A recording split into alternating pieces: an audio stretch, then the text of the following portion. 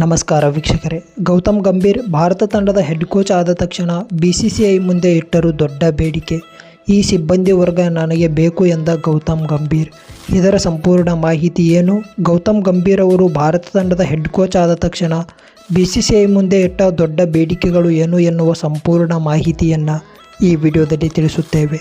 ಅದಕ್ಕೂ ಮುನ್ನ ನೀವೇನಾದರೂ ಭಾರತ ತಂಡದ ಅಭಿಮಾನಿಗಳಾಗಿ ಈ ಒಂದು ವಿಡಿಯೋವನ್ನು ನೋಡುತ್ತಿದ್ದರೆ ಒಂದೇ ಒಂದು ಲೈಕ್ ಮಾಡಿ ಮತ್ತು ಸಬ್ಸ್ಕ್ರೈಬ್ ಮಾಡಿಕೊಳ್ಳುವ ಮೂಲಕ ನಮ್ಮ ಚಾನಲನ್ನು ಸಪೋರ್ಟ್ ಮಾಡಿ. ಸದ್ಯ ಜಿಂಬಾಬ್ವೆಯ ಪ್ರವಾಸದಲ್ಲಿರುವ ಭಾರತ ತಂಡದ ಹೆಡ್ ಕೋಚ್ ಆಗಿ VVS ಲಕ್ಷ್ಮಣ್ ಅವರು ಕಾರ್ಯನಿರ್ವಹಿಸುತ್ತಿದ್ದಾರೆ.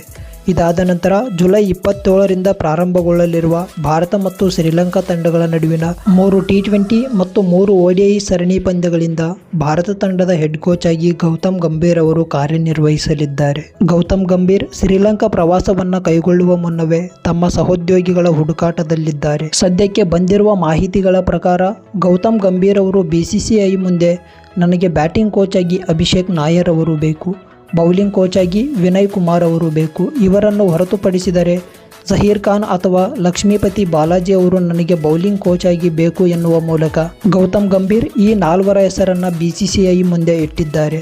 ಅಭಿಷೇಕ್ ನಾಯರ್ ಮತ್ತು ಗೌತಮ್ ಗಂಭೀರ್ ಅವರು ಕೋಲ್ಕತಾ ನೈಟ್ ರೈಡರ್ಸ್ ತಂಡದಲ್ಲಿ ಸಹೋದ್ಯೋಗಿಗಳಾಗಿ ಕಾರ್ಯನಿರ್ವಹಿಸಿದ್ದಾರೆ ಮತ್ತು ಬೌಲಿಂಗ್ ಕೋಚ್ ಆಗಿ ಬೇಕು ಎನ್ನುತ್ತಿರುವ ವಿನಯ್ ಕುಮಾರ್ ಮತ್ತು ಲಕ್ಷ್ಮೀಪತಿ ಬಾಲಾಜಿ ಅವರು ಗೌತಮ್ ಗಂಭೀರ್ ಅವರ ನಾಯಕತ್ವದ ಕೋಲ್ಕತಾ ನೈಟ್ ರೈಡರ್ಸ್ ತಂಡದಲ್ಲಿ ಸ್ಥಾನವನ್ನು ಪಡೆದುಕೊಂಡಿದ್ದರು.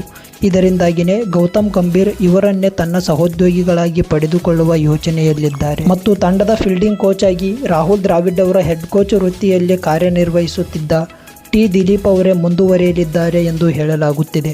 ಈ ಒಂದು ವಿಡಿಯೋ ಇಷ್ಟವಾಗಿದ್ದರೆ ಒಂದೇ ಒಂದು ಲೈಕ್ ಮಾಡಿ ಮತ್ತು ಸಬ್ಸ್ಕ್ರೈಬ್ ಮಾಡಿಕೊಳ್ಳುವ ಮೂಲಕ ನಮ್ಮ ಚಾನಲನ್ನು ಸಪೋರ್ಟ್ ಮಾಡಿ. ಸಿಗೋಣ ಮುಂದಿನ ವಿಡಿಯೋದಲ್ಲಿ. ಎಲ್ಲರಿಗೂ ನಮಸ್ಕಾರ.